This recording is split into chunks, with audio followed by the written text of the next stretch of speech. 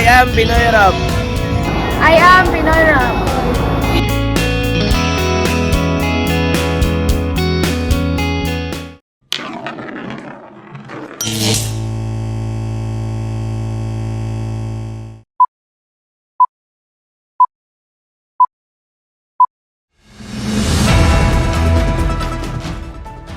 Weather forecast. A tropical disturbance causes intense rainfall in the southern Philippines.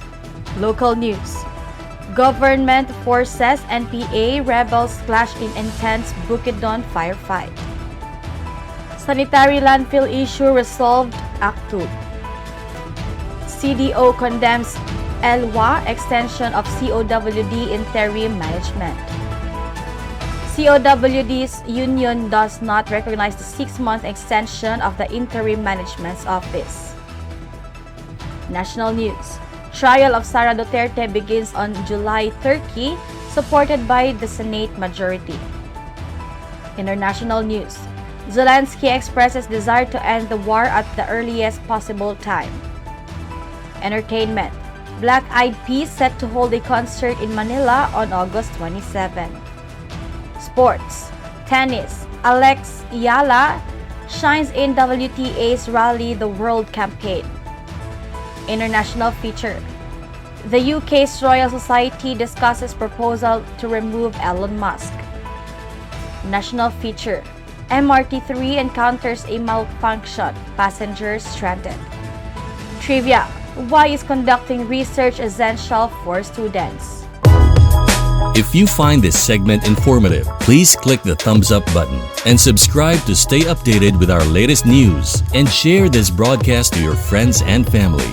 Your support helps us keep you informed. Help us get our first 10,000 subscribers. Your engagement matters. Liking, sharing, and subscribing to our content not only helps more people discover the important stories we bring you, but also supports our team's hard work. It boosts our visibility in the algorithm, making it easier for others to find ways to stay informed. Plus, it helps us generate more resources to continue delivering the news you rely on. Thank you for being part of our community.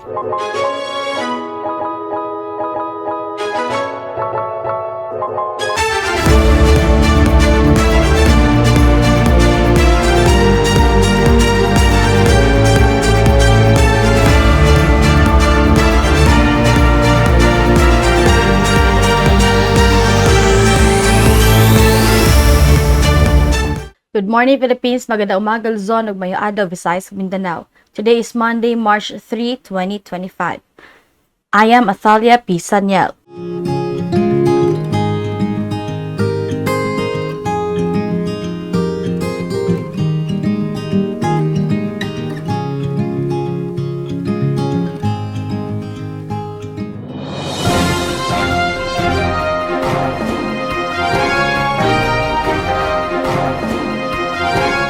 Local news. Government forces NPA rebels clash in intense Bukidnon firefight. Government troops supported by Philippine Air Force fighter jets engaged in a fierce battle with communist New People's Army rebels in the mountainous areas of Bukidnon shortly after midnight on Tuesday, March 4, 2025. The 4th Infantry Division, based in Camp Evangelista, Cagayan de Oro, issued an alert urging residents in the remote areas of Cabanglasan, Bukidnon to evacuate to safer locations as air support reinforced military ground operations. According to Army spokesperson Lieutenant Colonel Francisco P. Garello Jr., the skirmish began past midnight and quickly escalated into a running gun battle. While no official casualty reports have been released, hostilities reportedly started to subside by 4 a.m. on Tuesday. Authorities have yet to confirm if high-ranking NPA leaders were among those involved in the clash. Meanwhile, military units remained on high alert, conducting pursuit operations to prevent rebel forces from regrouping. Security measures in the region have been intensified to ensure civilian safety and maintain control over insurgency-affected areas. Sanitary landfill issue resolved, Act 2. The camp of City Mayor Rolando Clarix Uy has declared that the issue is regarding the engineered sanitary landfill in Barangay Pagalungan is now closed. According to Mayor Uy's spokesperson John Boyaktub, the Department of Environment and Natural Resources, Environmental Management Bureau, Region 10 has already clarified the matter, and they hope the issue will not be used for political purposes. Previously, the camp of former City Mayor Oscar Moreno accused the current administration of neglecting waste management in the city. However, Glenro Manager Engineer Armen Cuenca challenged Moreno's group to stop using their office as a political tool. It can be recalled that Moreno wrote to DENR officials in Manila, calling attention to what he described as poor management of the landfill. The facility serves as the disposal site for all collected waste handled by Jomara Tensil, a private company paid millions annually by City Hall. Moreno alleged that the landfill had been neglected due to Jomara's supposed lack of capability in waste management and insufficient garbage trucks for waste collection. City Hall has strongly denied these accusations, insisting that Moreno is merely politicizing the issue for his own personal interests. CDO condemns ELWA extension of COWD interim management. The council condemned the move of the Local Water Utilities Administration to extend the interim management of the Cagayan de Oro Water District for another 6 months. This came after City Council Majority Leader Councilor Edgar Cabanlas passed a resolution due to the confusion caused by ELWA, which resulted in 2 separate management teams running COWD. Cabanlas stated that ELWA's actions put COWD services at risk as employees may be divided on whom to follow, whether Interim General Manager Fermin Harales or Acting Regular General Manager Engineer Edna Najahel. In the voting process, 11 councilors supported the condemnation of ELWA, while 4 opposed it. The issue in COWD stemmed from an outstanding debt of over 400 million pesos claimed by Metro Pacific Waters through Cagayan de Oro Bulk Water Incorporated, which COWD refused to pay since it was not recorded in their books. The dispute between COWD and COBE has already escalated into legal battles, further fueled by politicians using the argument that the matter concerns the public interest of the city. COWD's union does not recognize the 6-month extension of the interim management's office. The regular management, composed of the organic workers of the Cagayan de Oro City Water District, did not recognize the 6-month extension granted by the Local Water Utilities Administration for the interim board of directors and their appointed manager, Fermin Harales. This came after the first labor organization of the Cagayan de Oro City Water District, the Union of COWD Employees, issued a statement refusing to acknowledge the documents held by Harales Group from ELWA. The group stated that they would only recognize the interim management once it presents a legitimate document that they had requested. Additionally, they emphasized that they would only allow legal orders issued by the regular COWD Board of Directors. Flo clarified that while they respect ELWA's full intervention, they are not convinced by a mere certification from the board secretary as it carries multiple legal issues. Earlier, acting regular COWD Board of Directors Chairman Jerry Canyo stated that they had installed Engineer Edna Najil as the general manager since Engineer Antonio Young had retired last year. However, Harales countered that the interim management is not obligated to provide them with a copy of ELWA order, as their mandate is solely to oversee COWD operations.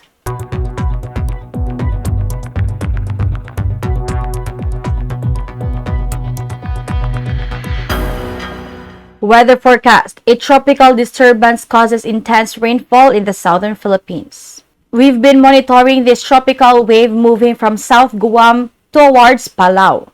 now generating a strong area of convection just off the northeast coast of Mindanao. For those in areas like Surigao and Tandag, expect significant rainfall in the next 24 hours. The troughing in this region is pulling in moisture, and a northeasterly shear line is enhancing thunderstorms, affecting parts of Bicol, Visayas, and Samar. Looking ahead, another cold surge will arrive by Wednesday and Thursday, interacting with the tropical wave and triggering more rain into the latter part of the week. Scattered afternoon showers will persist across the southern Philippines, with widespread rainfall expected in Davao, Surigao, Cagayan de Oro, and Cebu. By Thursday and Friday, rain will continue, with many areas receiving 50 to 100 millimeters of precipitation across Mindanao and southern Visayas. Meanwhile, a developing low from eastern Japan and a cold front pushing southward will enhance thunderstorms over northeastern Luzon, particularly by Friday and Saturday. Expect continued cloud cover and scattered showers in the region.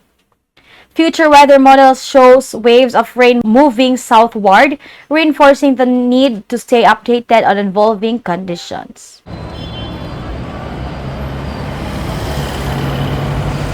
A pedestrian lane is an interim or temporary pedestrian facility that may be appropriate on roads with low to moderate speeds and volumes. A pedestrian lane is a designated space on the roadway for exclusive use of pedestrians. The lane may be on one or both sides of the roadway and can fill gaps between important destinations in a community.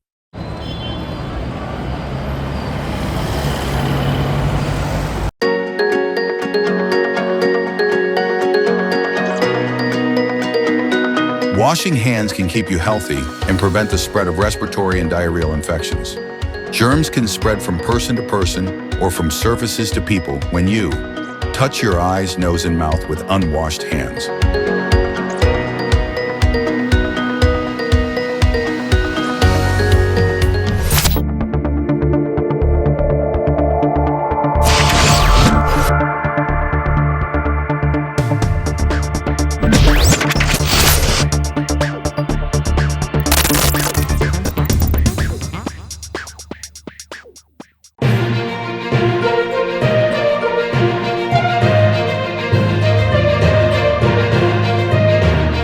National news. Trial of Sara Duterte begins on July 30, supported by the Senate majority. The majority of the Senate supports the proposal to begin the trial of Vice President Sara Duterte on July 30, according to Senate President Francis Escudero. He stated that there are now enough senators in favor of the impeachment trial, in accordance with the provisions set by the Constitution. Meanwhile, additional petitions have been filed with the Supreme Court regarding the impeachment. Some of these petitions come from groups advocating for transparency and accountability in government, while others argue that the impeachment proceedings violate due process. The Supreme Court is expected to issue a decision on these petitions in the coming weeks, which could impact the course of the trial in the Senate. Amid this issue, discussions continue within legislature and among the public regarding the legal and political implications of the impeachment trial. Vice President Duterte's camp has strongly denied the allegations against her and is preparing a defense for the upcoming trial.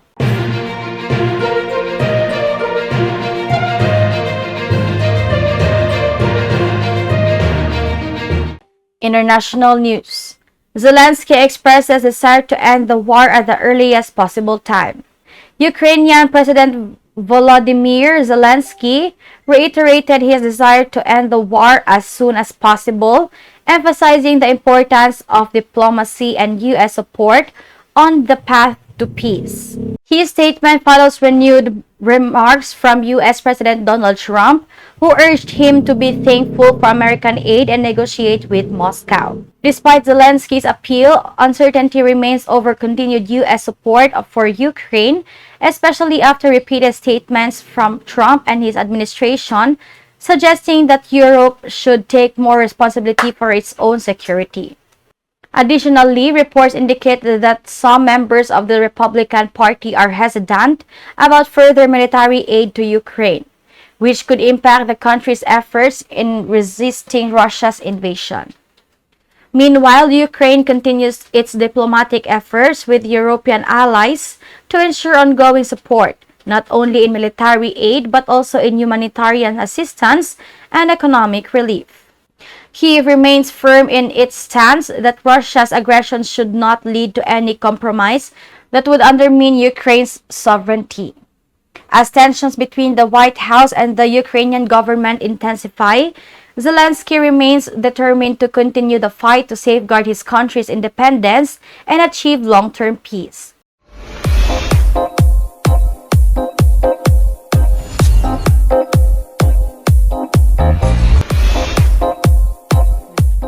Entertainment. Black Eyed Peas set to hold a concert in Manila on August 27. American hip-hop group Black Eyed Peas is set to return to Manila for a highly anticipated one-night concert, according to an announcement from the event's local producer on Monday. Concert promoter Will Bros Live confirmed via social media that the multi-Grammy award-winning group will perform their greatest hits live at the Mall of Asia Arena on August 27. Fans can expect an electrifying show featuring their iconic songs such as I Got a Feeling, Where Is the Love, Pump It, and Boom Boom Pow. Tickets will go on sale starting March 15 at 12 p.m. through smtickets.com and SM Tickets outlets nationwide. Given the group's popularity and past sold-out shows in the Philippines, fans are encouraged to secure their tickets early. The Black Eyed Peas, originally composed of will.i.am, Apple the App, and Taboo, have had a strong connection with Filipino audiences, particularly because Apple the App, born Alan Pineda Lindo, is of Filipino descent. Throughout his career, Apple the App has consistently expressed his pride in his roots, incorporating Filipino culture into his music. The group remains active in the music industry, regularly releasing new material. In December, they dropped their latest album, Pump It. Workout Mix, a high-energy remix album designed for fitness and dance enthusiasts. This Manila concert is expected to be one of the most exciting international music events of the year, as Black Eyed Peas continue to deliver thrilling performances worldwide.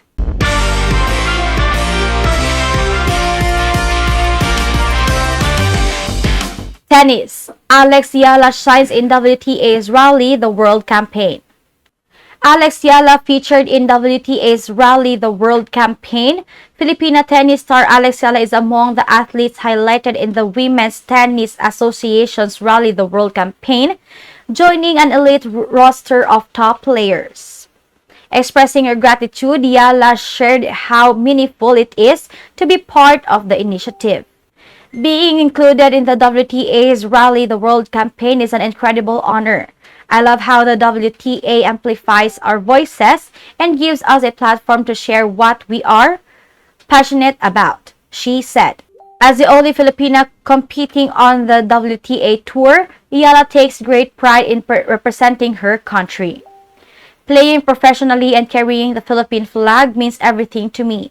My heritage is a big part of who I am, she added. The campaign, promoted through WTA social media platforms, showcases the global impact of women's tennis and the inspiring journeys of its athletes. Eala, the first Filipina to win a junior Grand Slam singles title, appears alongside some of the sport's biggest names, including Coco Gauff, Carolina Muchova, Mira Andreeva, and Victoria Azarenka.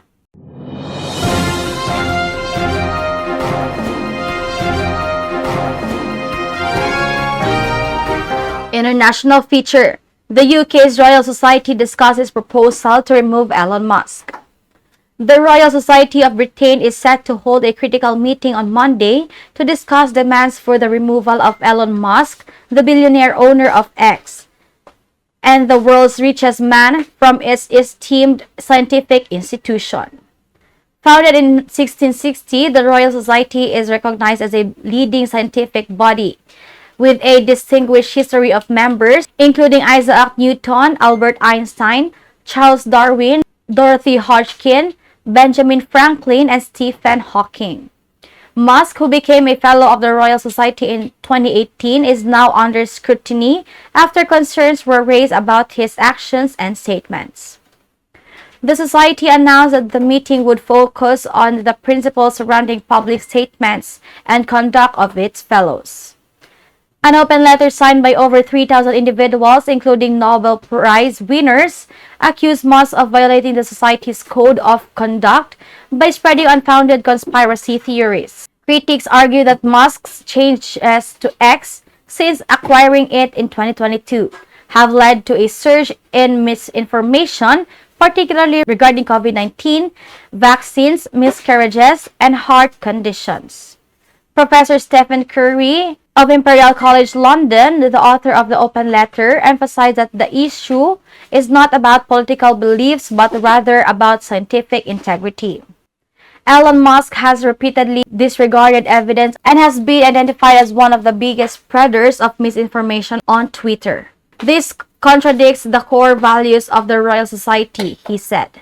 The Royal Society, which has 1,800 fellows and foreign members, including 85 Nobel laureates, aims to promote science for the benefit of humanity and the planet. Musk is listed on the Society's website for his contributions to space travel and electric vehicles through SpaceX and Tesla. This discussion comes at a time when Musk's influence in Washington, D.C. is growing as he holds an advisory role under U.S. President Donald Trump. Professor Curry expressed hope that the Royal Society would uphold its scientific values amidst growing attacks on science worldwide.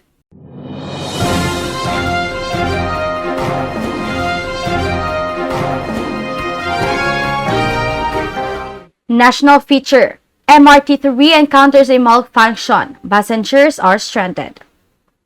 Passengers of MRT-3 were stranded at Eala Avenue Station for more than half an hour this noon after the first train car lost traction while en route to Cubao Station. According to MRT-3 management, the train encountered a technical issue, forcing authorities to offload passengers and implement provisional service. Maintenance personnel were immediately deployed to assess and fix the problem. The incident caused delays in train operations, leading to long queues and extended waiting times. Some passengers complained about the lack of immediate announcements, leaving them with no choice but to find alternative transport options. The MRT-3 management apologized for the disruption and assured the public that efforts are underway to restore normal operations as soon as possible. An investigation is also being conducted to determine the cause of the traction failure and prevent similar incidents in the future.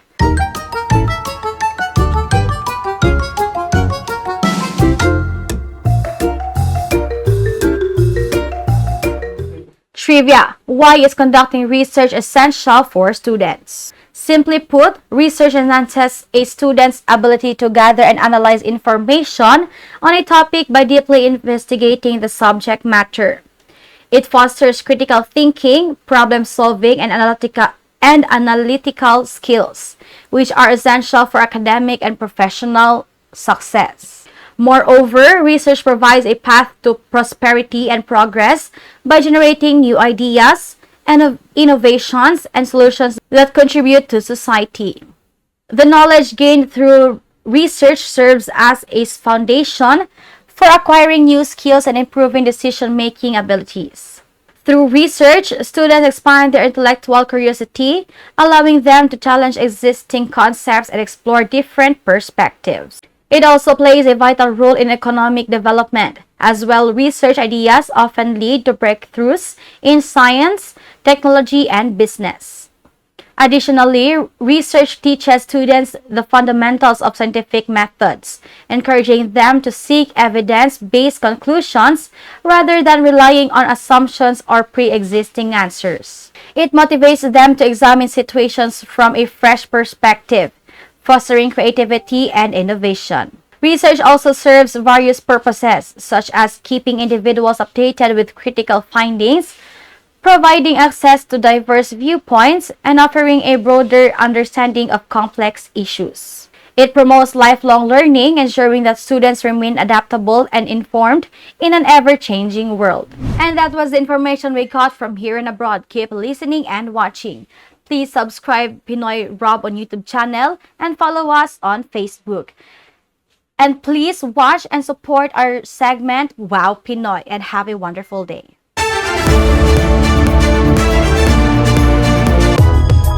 If you find this segment informative, please click the thumbs up button and subscribe to stay updated with our latest news and share this broadcast to your friends and family. Your support helps us keep you informed. Help us get our first 10,000 subscribers. Your engagement matters. Liking, sharing, and subscribing to our content not only helps more people discover the important stories we bring you, but also supports our team's hard work. It boosts our visibility in the algorithm, making it easier for others to find ways to stay informed. Plus, it helps us generate more resources to continue delivering the news you rely on. Thank you for being part of our community.